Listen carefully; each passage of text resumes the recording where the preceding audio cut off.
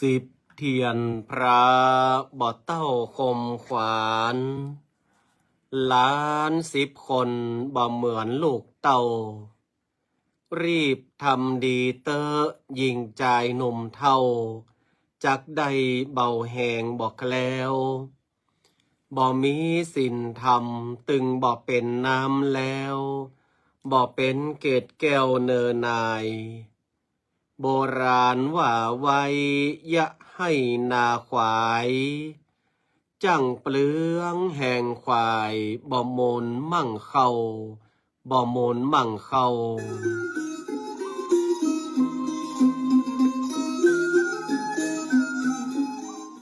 เจริญปอนเจริญโชคเจริญชัย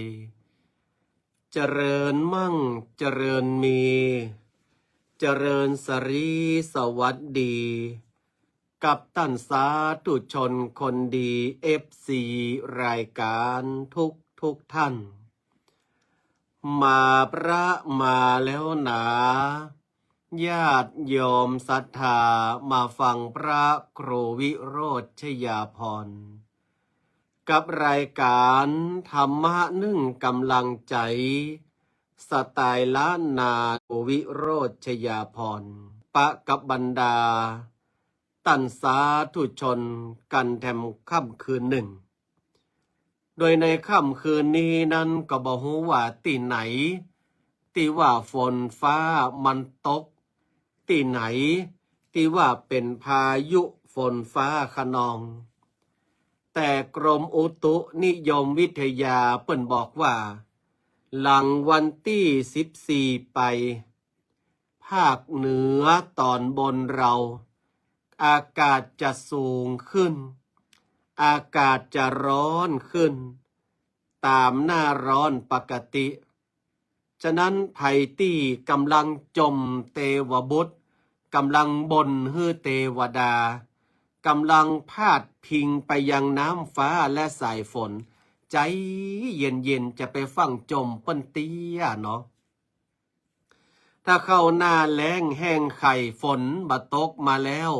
กำนี้แล้วปอดเจ้าเฮยแม่เจ้าเฮยก็จะได้ห้องหาเปิ้นเนี่ยบางคนนี่เปิ้นตกมานักก็เป็นจมคางพอกองเปิ้นหายไปเป็นตุกเอาแมวมาแห่แต่เหมาะนางแมวเอ้ยนางแมวคอฝนอย่าเทวดาถ้าอาตมาภาพเป็นเทวดานี่จะบึนปากศัลยกรรมตอนข้าตกนี่จมข้าเอ็นออันนี้เขาก็มาว่าฝนจะตกหรือว่าอากาศจะร้อนอย่างใดเขาก็ปล่อยมันเป็นไปตามธรรมชาติเพราะว่าเขาห้ามธรรมชาติมาได้แต่หลายๆคนนั่นไปส่งให้ธรรมชาติกลายเป็นธรรมชาติโหดเนาะอย่างเพลงพุ่มพวงเปิ้นฮ้องเรื่องไอ้ยังก็ธรรมชาติโหดเนี่ยหลายๆคนก็อาจจะมาได้ติดตามข่าวสารเรื่องดินฟ้าอากาศเพราะช่องโทรทัศน์บะเดียวนี่มันบ่มีละช่วงดินฟ้าอากาศแต่ก่อนนี้เปิ้นจะมีหรอคือคนต่างหลายได้รู้ว่าดินฟ้าอากาศเป็นอย่างใดตอนนี้บ่มีละก็ต้องติดตามข่าวสารอย่างใกล้ชิดเจริญปอนยินดีต้อนรับเข้าสู่รายการเนาะมาว่าจะเป็นพี่น้องตั้งเหนือมาว่าจะเป็นพี่น้องตั้งใต้มาว่าจะไกลหรือว่าอยู่ไกลหรอบางคนในอยู่สารลับปีนี่เป็นหมู่บ้านคนดีชื่อว่าสีโพธารามเนาะไหนก็เจ้าแม่นายพ่อเลี้ยงเสาคำเปิ้นอยู่แถวดอยเต่าก็มาแอวหาเนินนี่นะพอแล้วเสาคำพ่อเลี้ยงเสาคำติบอินถาอันนี้พ่อเลี้ยงป่าแห้งดอยเต่าลำจะเบยเนาะมีตึงป้าส่งมีตึงแม่พิชยาอาจารย์วันท่านนี้ก็มาแล้วเราไอ้นันศพษาก็มานี่แถมเล่ายอมปีดาวเรืองตุยวงเห็นหรอวันนี้มีสปะสเปดเนอะหลายๆคนก็บอกว่าวันนี้ท่านพระครูอารมณ์ดีกาก็ยังว่านั้นนะ คนเฮามาก็ต้องสร้างสีสันให้กับรายการเนาะนี่พ่อเลี้ยงเสาคำติดอินถาวันนั้นเปิ้นว่าสึนามิทะเลสาบดอยเต่าอีกอะโอ้เปิ้นเอามาลงเฟซก็น่ากลัวเหมือนกันแต่ขนาดว่าโอ้ป่าดอยเต่านี่หล่นขึ้นบกกันวุ่นวายเนาะทะเลสาบแต่ถ้ามันมีฟ้ามันมีฝนก็เป็นสถานที่ท่องเที่ยวที่น่าไปแอวเนอะที่อำเภอดอยเต่าเนาะบัดเดียวนี้มันหนาวมาฮ้อนละแต่ก่อนเปิ้นบอกว่าพอถึงหน้าหนาวก็หนาวก็หนาวอย่างเดือน6เดือน7ก็ฮ้อนเหลือจ่อยเนาะตอนนี้ดอยเต่าเฮาจะโบยแล้วเนอะแม่เรืองไรปาลีเนอะไผว่างก็ไปแอวได้เนาะที่อำเภอดอยเต่าคุณโยมปัทพรปะสิวิไลสิริวันแล้วก็สิวิลันอีกแล้วตมาภาพก็บอกให้เก่งภาษาอังกฤษตัวใดต้องสุมาภัยตัวเนาะแล้วก็โยมรัติการชัยเทพก็มาแล้วเนี่ยหลวงพ่อท่านพระครูสิริวชิโรภาสนี่ครูบาสมเพชรเปิ้นเน็ตเหลือใจแฮมบอดเต้าใดก็จะกะเสียนแล้ว ถึงวันเปิ้นก็ตึงไปแอวถ้ากะเสียนแล้วจะแอวตึงปีเนาะแต่บอกท่านพระครูสิริวชิโรภาสโอ้วันนี้เปิ้นมาฮื้อกำลังจิตกำลังจอยกันหลายผู้หลายท่านเนอเข้ามาแล้วก็สามารถกดปะพะทรศรีวิเรือนเอาอีกะเดี๋ยวจะมาภาพจะได้จดไว้ก่อนเนอคุณโยมปะพะทรศรีวิเรือนเนาะอันนี้ถูกต้องแล้วเนาะสาธุอนุโมทนาเนอะโยมยุวดีใสซองเนาะแล้วก็หลายๆคนที่เข้าชมรายการก็ต้องยินดีต้อนรับเข้าสู่มาเจอการบินไทยเนอะอันนี้การบินตุเนาะตัวเจ้านี่ก่อนนักบินมาแล้วคุณยุสาธุอนุโมทนาที่กำลังเข้ามาท่านพระครูรัตนสิริวัฒน์ตัวเจ้าครูบากราบไหว้ศาลนะครับเนาะแล้วก็พระสมพรจันทสาโรวันนี้ตัวเจ้านักเคยมาลังงวดนี้จะออกเก้าเหตุการณ์ตัวเจ้าเข้ามาหลาย คุณโยมแม่สมศรีปัญโยแก้วสาธุอนุโมทนาวันนี้อาตมาภาพก็เอาเรื่องราวดีๆจากเฟซบุ๊กของท่านพลตรีนเรศจิตรักเอามาอู้ให้ฟังเนาะโอ้ท่านพลตรีนเรศจิตรักนี่เป็นถ้าเป็นตู้เจ้าก็เป็นนักปาฐกถาถ้าเป็นคารวะนั้นนาก็เป็นนักอู้เป็นนักพูดเนาะวันนี้จะมาอู้เรื่องอะไรอย่างเพราะบอกว่าวางให้ลงปลงให้เป็นแต่ว่านี่อู้เรื่องของ12อย่างแต่ว่าอู้เรื่องแค่10อย่างของคนที่สูงอายุต้องมีแต่วันเนี้ยอาตมาภาพจะวางให้ลงปลงให้เป็นทำไมเราต้องวางให้ลงปลงให้เป็นสถาญาติโยมสถานการณ์บ้านเมืองบัดเดียวเนาะตั้งแต่วันออกกลางมันก็ฮ้อนก็หายิงกันต้มต่ำมาบ้านเฮาน้ำมันก็เติมได้กำ500 บาทเนี่ยละปะเลี้ยงเสาคำนี่คุณแม่พองชวีปาลีหลายๆคนก็เข้าปั๊มออกปั๊มเข้าปั๊มออกปั๊มเอาเหลือหนูปุกเหลือหนูอันนาก่อนเนาะอันเนี้ยมันมีผลกระทบหมดหลายๆคนก็มาจมมาซ้ำมาบ่นเรื่องนั้นเรื่องนี้กลายเป็นโรคซึมเศร้าหลายๆคนซึมเศร้ามาปอไปซึมเหล้าตัวแหมเนาะก็มาบ่นเรื่องปัญหาชีวิตสุดท้ายแล้วก็บอกว่าโอ้เป็นตู้นี่สบายอีโลโอ้สถาญาติโยมทั้งหลายอันนี้เฮาก็อู้อยากมันตุกไผ่ตุกมันตุกของไขโยมก็คือโดนตัวลุงด่าอยากตุกของป่อกาแม่กาคือรับเด็กลูกเจ้าตุกของคนเฒ่าลูกหลานบ่ใครอยู่ตวยตุกของคนรวยคือเมาก็นั่งนับสตังค์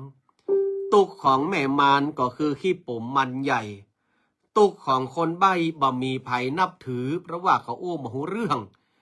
ตุกของตู้เจ้านั้นหรือฮือเนาะอู้นักก็บ่ด้อยฉะนั้นคนเฮามันตุกไผ่ตุกมันต้องเอาไปเปรียบไปเทียบกับไผ่ วันนี้ท่านพลตรีนเรศจิตรักเปิ้นบอกว่าอย่างนี้ว่า ถึงรูปงามอย่างไรก็ต้องแก่ ถึงสวยแท้อย่างไรก็เหี่ยวเฉา ถึงยศสูงอย่างไรก็เหลือแต่เงา ถึงรวยเข้าขั้นเศรษฐีก็เสื่อมลง ถึงยิ่งรักอย่างไรก็ตายจาก ถึงจำมากอย่างไรก็ลืมหลง ถึงสุขล้นอย่างไรก็บ่ค่อยยืนยง ถึงวันปลงในโลงไม้ตายกูคน สุดท้ายตายกูคน ฉะนั้นวางเฮือลงปลงเฮือเป็นเย็นเฮือมันได้แล้วเราจะมีความสุขกราบไหว้สาหลวงพ่อท่านอาจารย์ดร.พระมหาอินทวงศ์อิสระพราณี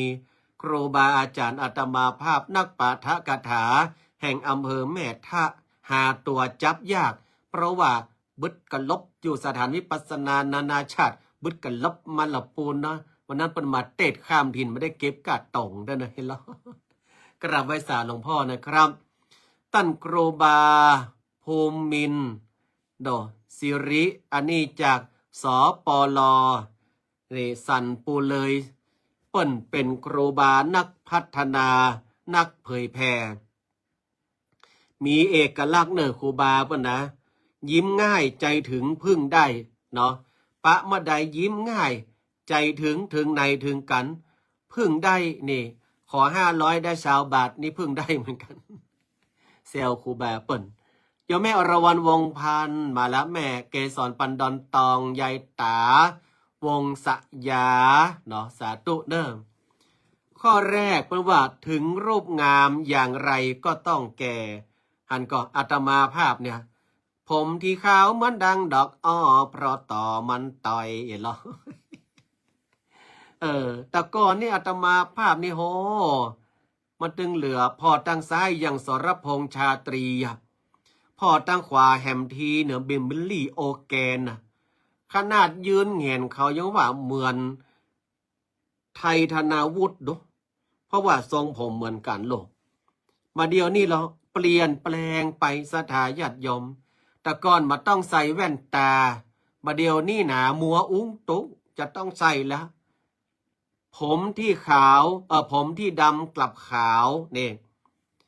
เพราะว่าสายตาที่เคยยาวมันกลับสั้นฟันที่เคยมั่นมันกลับคลอนผิวหนังที่เกยสวยสดก็กลับเหี่ยวเฉาอันนี้พอบอกว่าถึงรูปงามอย่างไรมันก็ต้องแก่สถาญาติโยมทั้งหลายบางคนต่อสู้กับความแก่นี่เรียกพี่ได้ไหมถ้าเรียกได้คือกินขนม15,000อีดู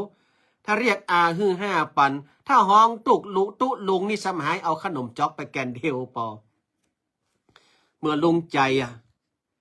จมาปะไอแซมมาเมินล่ะ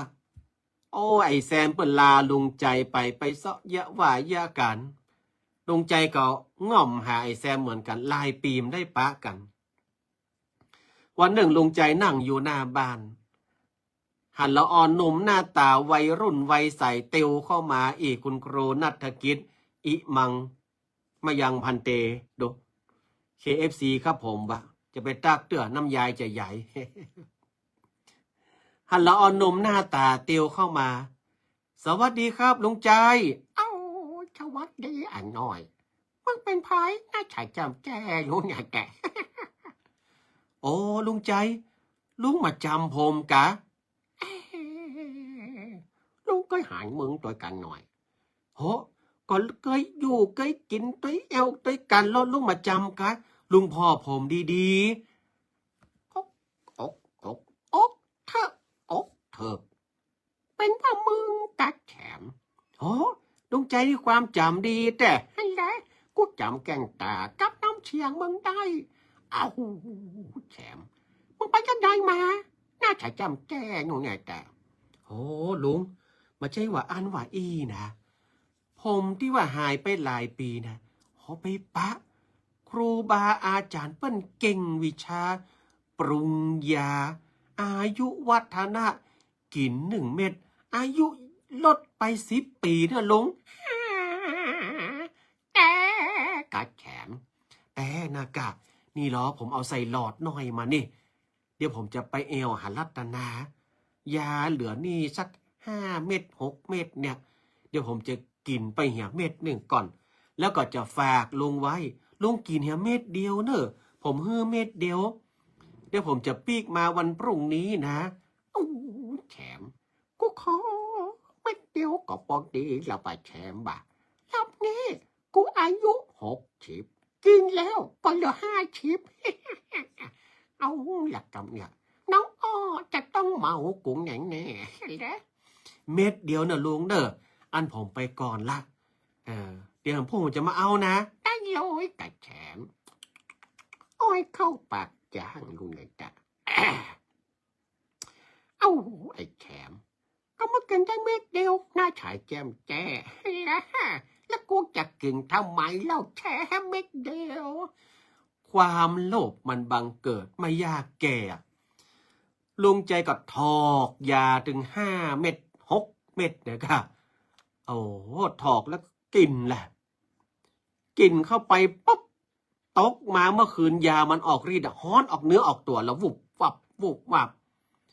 เนี่ยโยมแม่สมบูรณ์มาจ้ะลุงใจก็มาจ้างจะได้ดิ้นขวะดิ้นขวัดดิ้นขวะดิ้นขวัดตกมาเมื่อเจ้าไอ้แซมมาแล้วลุงใจลุงใจลุงใจไอ้แซมกะโอ้แม่ป้าลุงใจไปไหนเนี่ยผมหาแต่เจ้าแล้วนะมันนอนอยู่นี่แล้วไอ้แซมมึงมาแอวหามันล่อไอ้แซมเตียวเข้าไปอ้อยลุงใจใส่ผ้าอ้อมเหี่ยงอนแงนงอนแงนไอ้แซมไอ้แซมไอ้แซมโหลุงใจไอ้ยังเป็นละอ่อนแต่หน้าเหี่ยวยุบยับไอ้แซมเอาไงแซมช่วยกูกำเลยไอ้แซมอ๋อยาแสดงอิทธิฤทธิ์กลายเป็นละอ่อนไปเหี่ยและยานี่มันถ้ามาถูกก็ลุงใจตัวเต้าละอ่อนยังฝึกเตียวอยู่แต่หน้าเหี่ยวหยุบหยาบไอ้แฉมไอ้แฉมเพื่อนจะใหญ่ขึ้นมานอกจากขนาดไหนอันนี้ปอบอกว่างามก็งามตามเท่าไปคนเฮาเนาะงามตามวัยไปเนี่ยมันก็ถึงได้บางคนอายุไป70-80ก็ยังงามอยู่เพราะว่างามตามวัยเนี่ยถึงรูปงามอย่างไรก็ต้องแก่คุณย่าแสนดีตันได้ฟังไอแซมอยู่ไปฟ้อนไปหลวงม่วงมากำลังปิกมาแถวบ้านอันนี้บอกกำลังกายตะตึงตวงตะตึงตวงเนาะถึงสวยแท้อย่างไรก็เหี่ยวเฉานี่อย่างว่านั่นนะแต่งย่องอย่างใดปิกมาก็ต้องได้กลับคืนสู่สภาพเดิมนี่แต่งออกไปนี่ปะโตเรืออภัสราปิกมาเป็นคุณยายวรนาถอย่างเมื่อก่อนคุณครูนัฐกิจเขาก็ต้องยอมรับตัวเก่านะยอมรับความจริงแต่ทำไมคนถึงเปิ้นแต่ง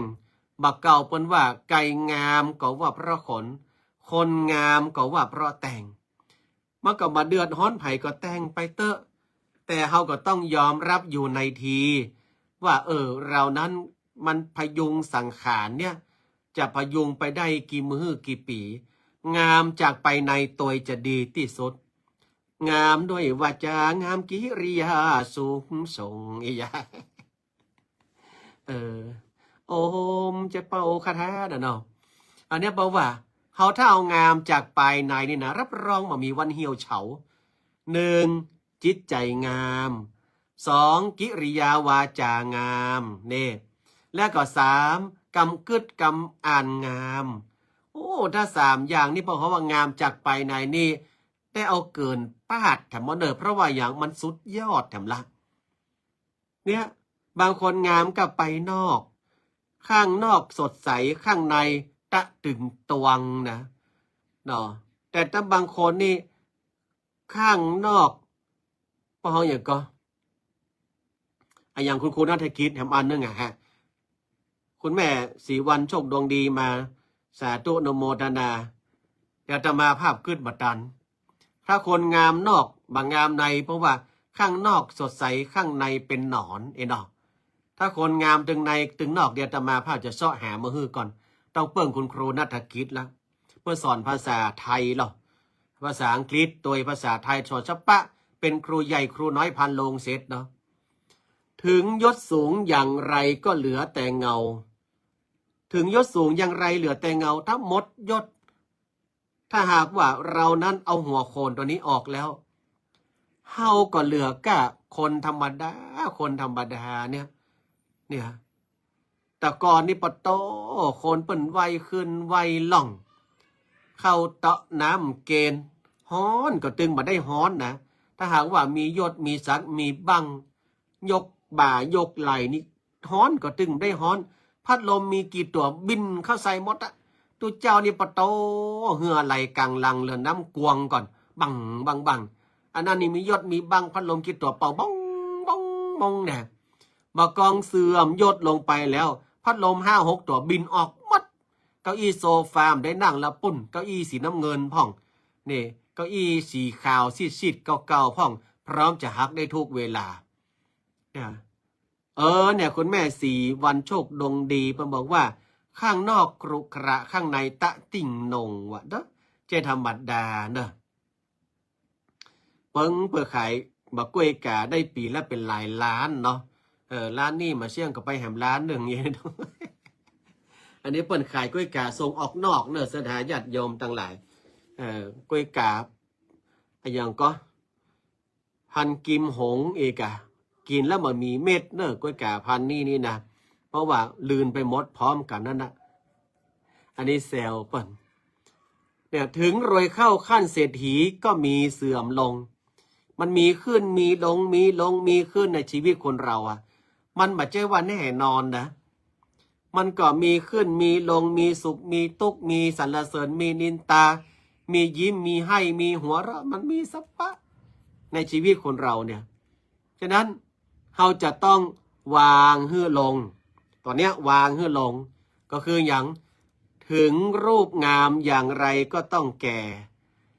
ถึงสวยแท้อย่างไรก็ต้องเหี่ยวเฉาถึงยศสูงอย่างไรมันก็เหลือแต่เงาถึงรวยเข้าขั้นเศรษฐีมีเสื่อมลงนี่วางหื้อลง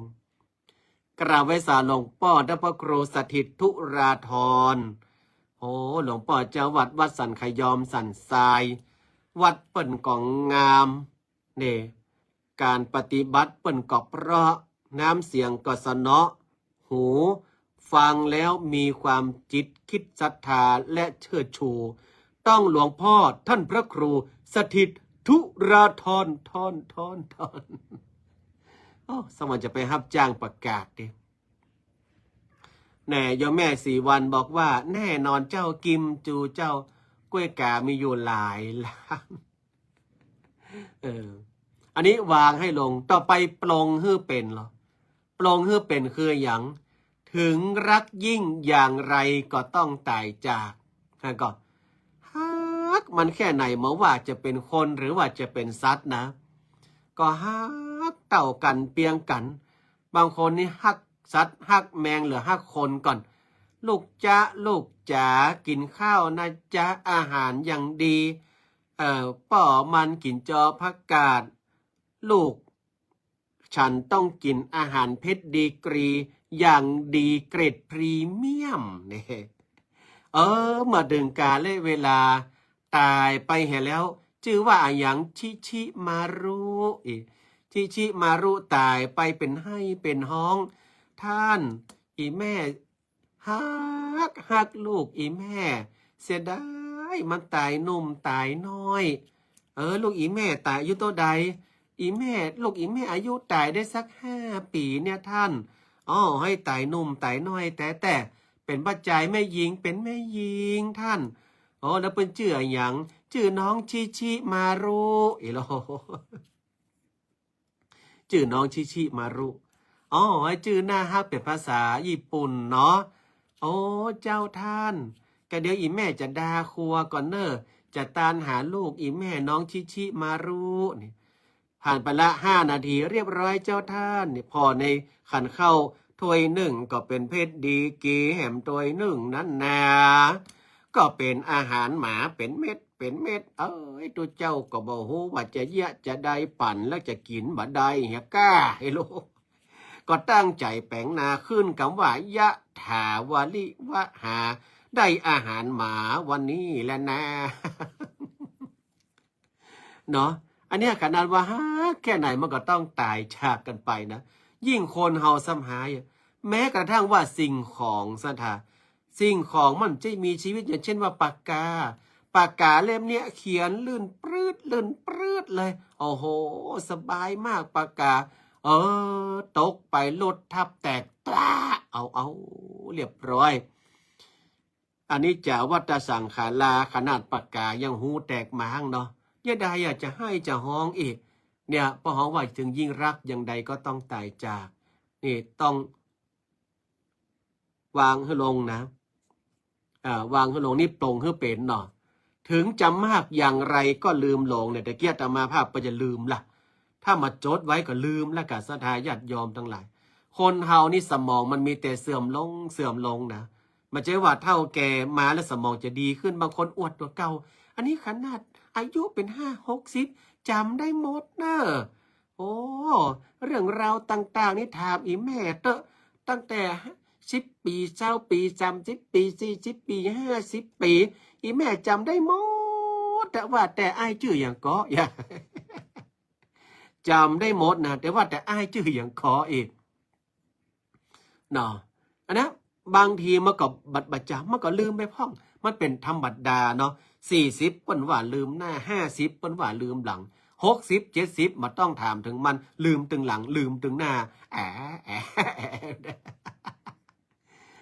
ถึงสุขล้นอย่างไรไม่ยืนยงถึงวันปลงในโลงไม้ตายกู้คนเนี่ยวางให้ลงปลงให้เป็นแล้วเฮาถึงจะเย็นได้ศรัทธาญาติโยมตัสสาธุชนทั้งหลายอันนี้อาตมาภาพก็เอามาฝากตั้งคือได้รับรู้แล้วก็ได้รับฟังแล้วก็เอามามาจ๋าเอามาพ่อหอมว่าสอนจิตสอนใจเนาะว่าชีวิตของคนเราณปัจจุบันเนี่ยคุณแม่เกษรินทรีเกษมเขาก็ต้องวางเฮือลงโป่งเฮือเป็นแล้วถึงมันจะเย็นเฮือได้ถ้าวางมาลงโป่งมาได้ความเย็นมันจะอยู่ที่ไหนขนาดเปิดพัดลมฮาตาลิจนมันเป็นฮาตาลุละก็ยังบะเย็นเตื้อเจมิ่งมาแปรฮอดจะมาซ่อมพัดลมละแต่มันก็ยังบะเย็นเตื้อเพราะว่าอย่างเขาวางมาลงโป่งมาเป็นมันร้อนจากภายในปวดใจดังไฟสุมสวงถ้ารวงอกฉันเหรอดังนั้นก็ขอให้ศรัทธาญาติโยมนั้นได้ระลึกเอาไว้นั่นและได้กึดกันเอาไว้พิจารณากันเอาไว้เนอะตามดังที่อาตมาภาพเอามาเอามาจ่าให้ท่านทั้งหลายได้ฟังในรายการวันนี้เนาะ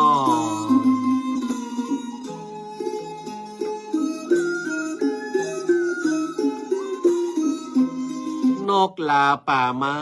ป่าสั่งลาน้องไก่ขอลาก่อนดอนลาตูบห่างกบลาเข้าหูปูลาเข้าต้งกวางนกยางปอนลาป่าไม้ขอลาป้อน้อยขอลาป้อนานขอลากู้ห้อยคนฟัง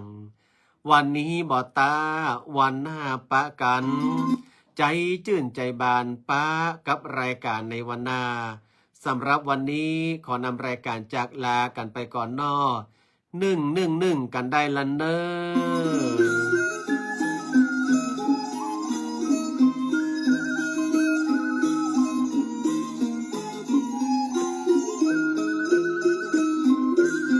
รับเป็นสุขตื่นเป็นสุขทุกท่านบุญรักษา